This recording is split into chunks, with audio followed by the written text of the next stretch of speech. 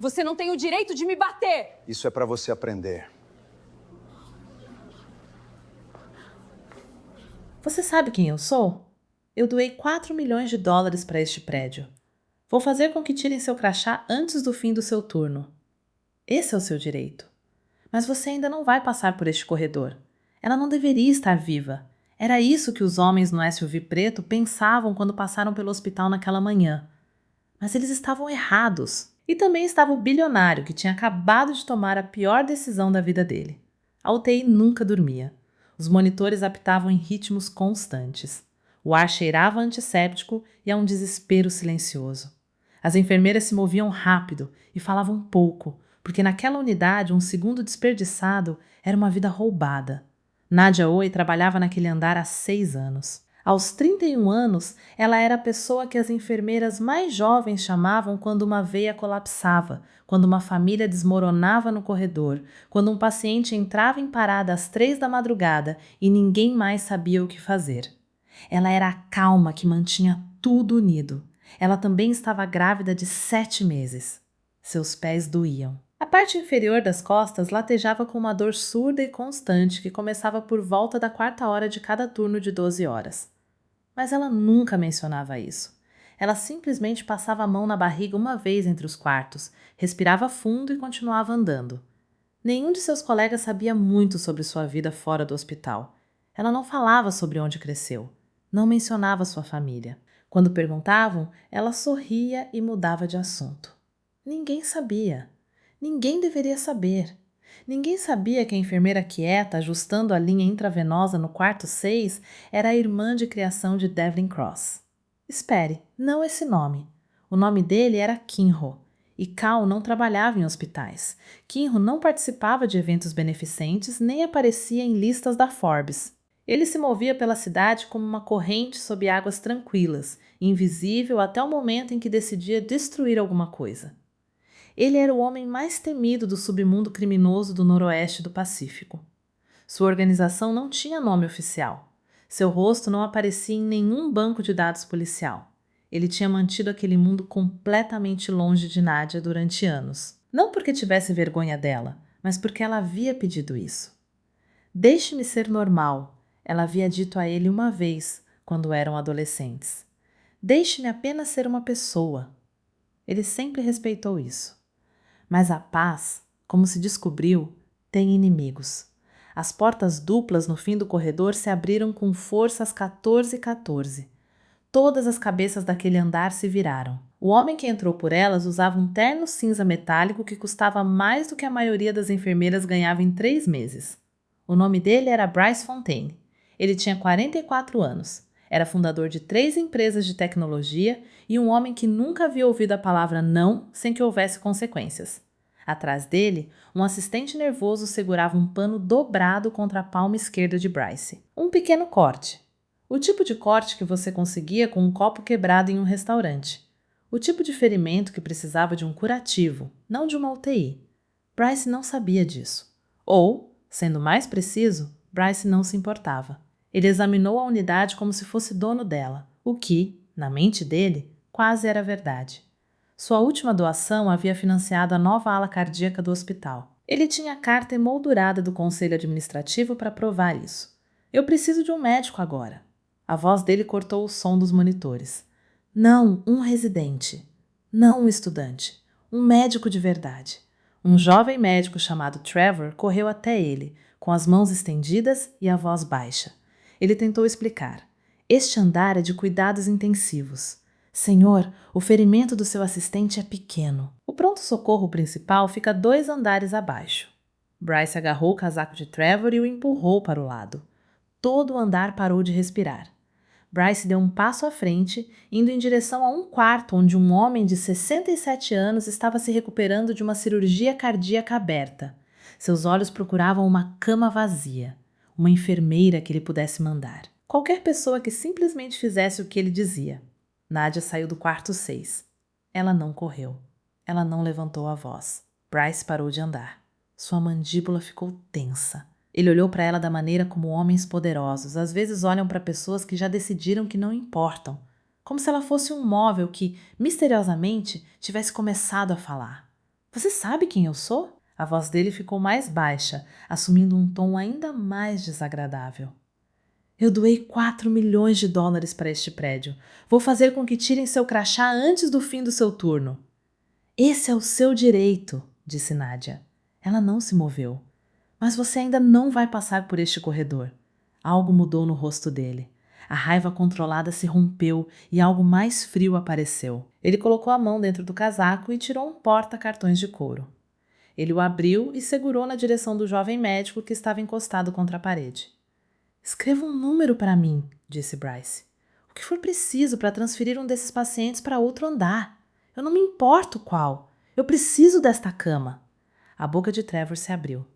Nada saiu. Nadia falou em seu lugar. Guarde isso. A voz dela não tremeu nenhuma vez. Dinheiro não muda quais pacientes estão estáveis o suficiente para serem movidos. O homem do quarto 4 fez uma cirurgia cardíaca aberta há 11 horas. Ele não pode ser transferido por causa de um corte na mão. Bryce virou-se lentamente para ela. O porta-cartões ainda estava aberto. Você é uma enfermeira, disse ele. E a maneira como ele falou fez as palavras soarem como um insulto. Você não toma essas decisões neste andar. Eu tomo. Por um momento, ninguém respirou.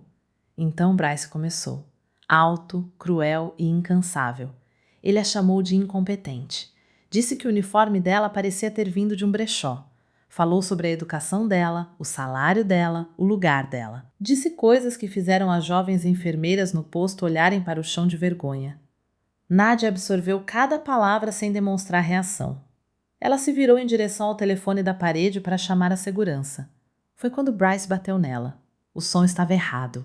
Alto demais para um hospital. Forte demais. Ele cortou o silêncio da UTI como algo quebrando quando nunca deveria quebrar. A palma da mão dele atingiu o lado do rosto dela com toda a força. A cabeça dela virou para o lado. A prancheta em sua mão caiu e bateu no chão. Ela cambaleou para trás, com um ombro atingindo a borda do balcão do posto de enfermagem, e suas mãos foram imediatamente para sua barriga. As duas mãos envolvendo a curva dela, protegendo-a. Ela não caiu, mas seus olhos se fecharam por um segundo, e aquele segundo disse tudo. O andar ficou em silêncio.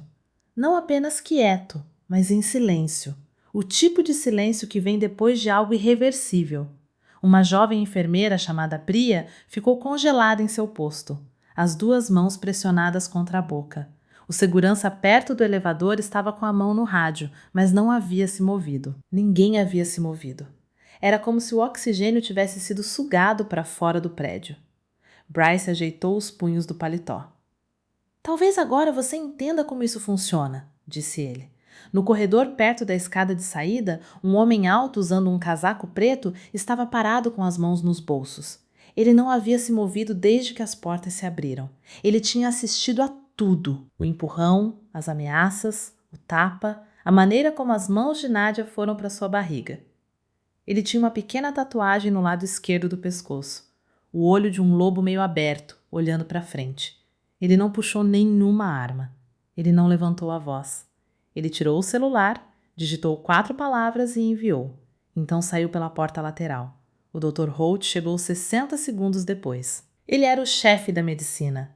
62 anos, cabelos grisalhos, uma reputação de permanecer calmo em situações catastróficas. Ele entrou, analisou a cena. Nadia, ainda se apoiando contra o balcão, Bryce parado com os braços cruzados, e tomou sua decisão em menos de 3 segundos. Ele escolheu errado. Sr. Fontaine. O Dr. Holt caminhou até Bryce com a mão estendida, a voz suave. Sinto muito por isso. Vamos cuidar do senhor imediatamente. Nadia olhou para ele. Ele não olhou para ela, nem uma vez. Bryce girou os ombros. Sua enfermeira foi agressiva e atrapalhou o atendimento ao paciente. Eu apenas me defendi. O Dr. Holt assentiu como se estivesse ouvindo uma previsão do tempo perfeitamente razoável. Ele não verificou as câmeras.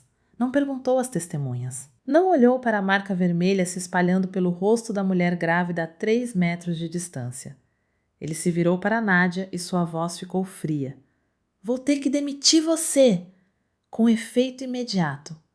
Por favor, entregue seu crachá e esvazie seu armário. O choque atingiu algum lugar atrás do externo dela, não por causa das palavras. Ela já esperava ouvir aquilo no momento em que Holt entrou pela porta e não verificou primeiro como ela estava. O que doeu foram as testemunhas. As enfermeiras, os médicos e os seguranças que tinham visto Bryce Fontaine bater no rosto de uma mulher grávida e agora estavam olhando para seus próprios sapatos. 2 seguranças a acompanharam para fora. Não de forma agressiva, mas com firmeza, como se tivessem recebido ordens para fazer aquilo parecer oficial. Ela entregou seu crachá. Esvaziou seu armário em uma sacola de papel. Caminhou pelo longo corredor principal, passando pelos pacientes de quem havia cuidado, pela sala de descanso onde havia comido centenas de almoços, pelo quarto onde segurou a mão de um homem enquanto ele morria, porque nenhum familiar tinha aparecido. As portas da frente se abriram. O ar frio atingiu seu rosto. Estava chovendo. Ela ficou na calçada molhada e tirou o celular. Já havia um e-mail de um escritório de advocacia. Bryce Fontaine estava processando-a por sofrimento emocional e interferência profissional. Ela leu 2 vezes. Depois começou a caminhar. Na manhã seguinte, seu cartão foi recusado no supermercado. Suas contas estavam congeladas. A equipe jurídica de Bryce havia agido rápido. Quando chegou em casa, havia uma ordem de despejo presa na porta. Ela se sentou no apartamento escuro, colocou as 2 mãos sobre a barriga e respirou lentamente até os tremores pararem. Ela havia deixado sua antiga vida porque queria algo limpo, algo conquistado, algo que fosse somente dela. Ela havia construído aquilo durante 6 anos, turno após turno, paciente após paciente. Agora tudo tinha desaparecido em uma única tarde. Ela ficou encarando aquela realidade por muito tempo. Então se levantou. Foi até o armário do quarto, moveu uma pilha de caixas e encontrou a caixa à prova de fogo atrás delas. Dentro havia um telefone que ela carregava uma vez por ano, apenas por precaução. A precaução havia chegado. Ela discou um número que havia memorizado uma década antes. Caimo atendeu no primeiro toque. Ele já sabia. Ele estava no corredor. Ele tinha visto o tapa em tempo real. Viu as mãos dela indo para a barriga. Viu o chefe da medicina escolher um doador em vez de sua melhor enfermeira. Ele havia saído pelaquela porta lateral, não porque não se importava, mas porque Nadia tinha feito ele prometer anos antes que ele nunca agiria a menos que ela pedisse. Ele passou as últimas 22 horas esperando. Quando a voz dela veio pelo telefone, baixa e quebrada nas bordas, ele fechou os olhos. "Eu preciso de ajuda", disse ela. "Era só isso." "Você não precisa dizer mais nada", disse Kai. A voz dele estava mais calma do que nunca. "Vá dormir. Eu vou cuidar disso." Ele colocou o telefone sobre a mesa de vidro do escritório da cobertura, olhou para as luzes da cidade abaixo e fez 4 ligações. Pela manhã, os problemas de Bryce Fontaine já haviam começado. Bryce descobriu durante o jantar. Ele estava em seu clube particular, Darkwood. Cadeiras de couro, o tipo de lugar que não colocava preços no cardápio. Ele havia pedido 2 garrafas de algo absurdamente caro para comemorar o fato de que uma enfermeira grávida havia sido escoltada para fora do prédio, onde, na visão dele, deveriam ter pedido desculpas a ele. Quando colocou seu cartão na bandeja, o garçom voltou 2 minutos depois com a expressão de alguém que desejava trabalhar literalmente em qualquer outro lugar. Recusado. Bryce arrancou o cartão da mão dele e ligou para seu banqueiro. Já havia 6 chamadas perdidas em seu telefone.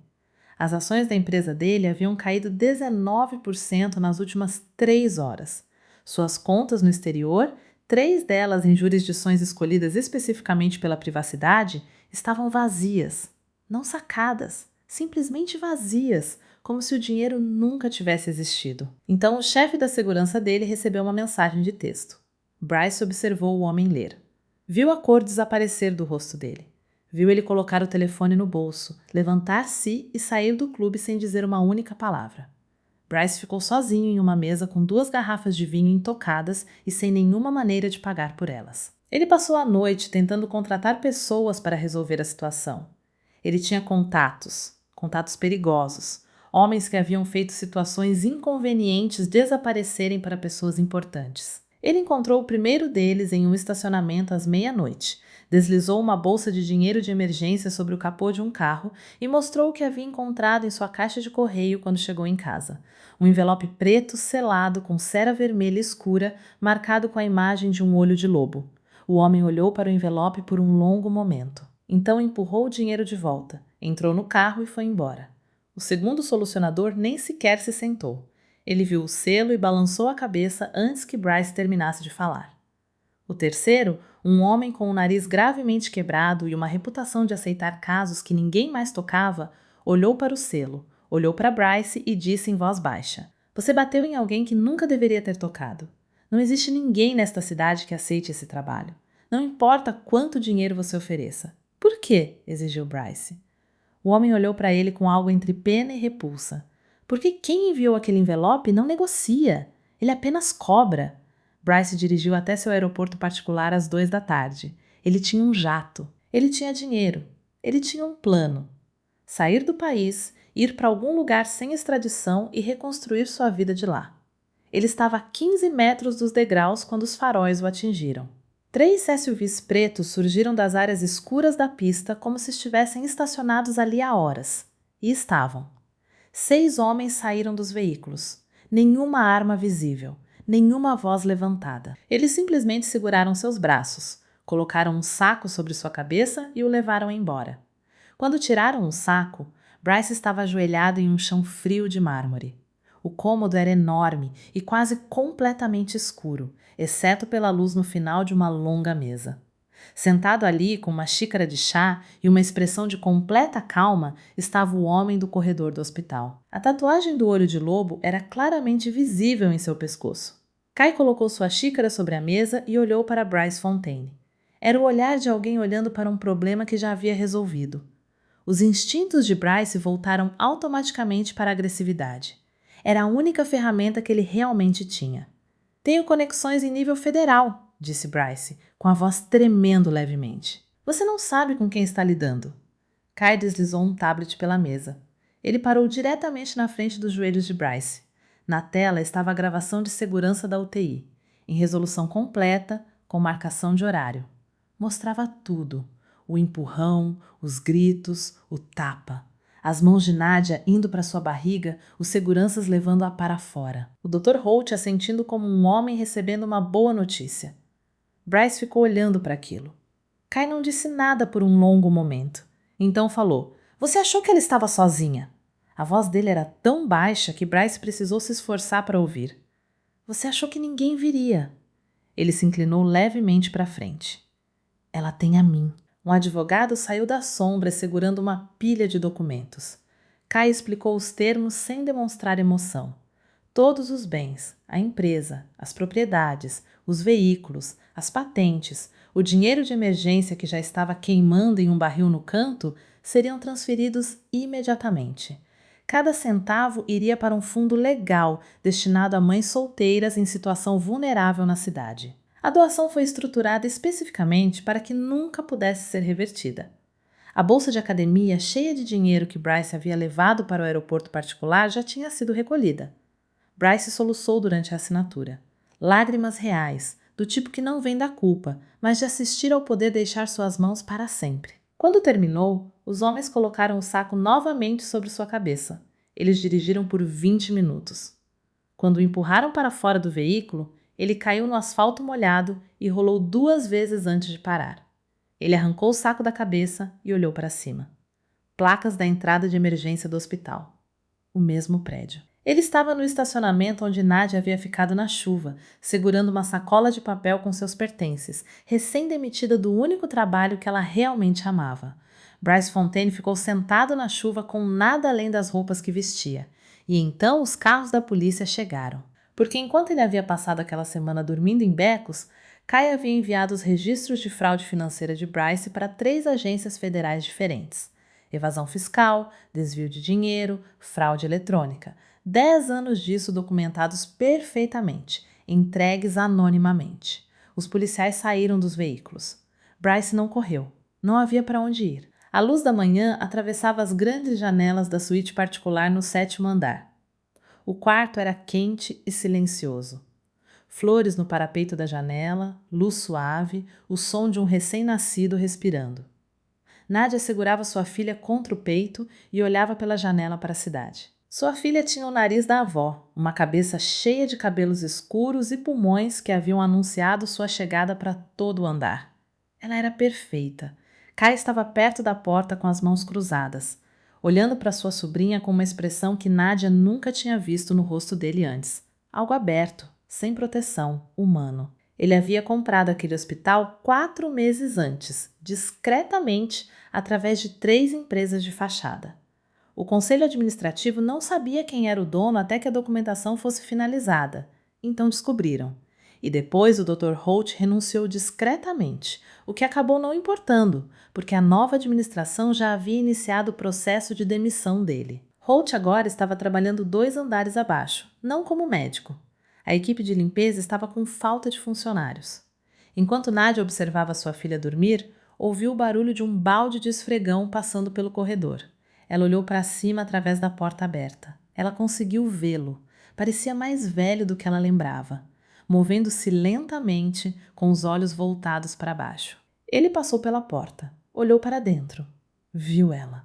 Desviou o olhar imediatamente e continuou andando. Ela não chamou por ele. Não precisava. Ela voltou a olhar para o rosto da filha. Kai atravessou o quarto e ficou ao lado da cama. Ele olhou para o bebê por um longo momento. Depois olhou para Nadia. — Você está bem? Perguntou ele. Ela riu. Uma risada pequena, verdadeira e cansada. — Sim, disse ela. Eu estou bem. Ele assentiu uma vez, como se aquilo resolvesse algo que ele vinha carregando há algum tempo. No andar de baixo, em uma instalação federal de detenção do outro lado da cidade, Bryce Fontaine estava sentado em um banco de metal usando um uniforme laranja. A riqueza tinha acabado. A equipe jurídica tinha acabado. Os investidores, o conselho, os membros do clube que haviam rido com ele enquanto bebiam champanhe, todos tinham desaparecido. Ele havia passado 44 anos construindo uma vida onde não era uma palavra que outras pessoas diziam. Não ele. Ele havia aprendido o que acontece quando você está errado sobre isso. Nadia beijou a testa da filha e respirou o calor dela. A tempestade havia acabado. Não porque o homem poderoso tinha caído, embora ele tivesse caído completamente. Não porque o médico covarde estava esfregando pisos, embora estivesse. Mas porque ela estava ali, naquele quarto, com sua filha respirando suavemente em seus braços e seu irmão parado em silêncio na porta. E o mundo lá fora não tinha mais nenhum poder sobre ela. Ela havia lutado por uma vida normal durante toda a sua vida. Ela não percebeu que, às vezes, as pessoas que amam você também lutam por ela. As pessoas mais silenciosas da sala nunca são as mais fracas. Elas são apenas aquelas que ainda não decidiram se mover.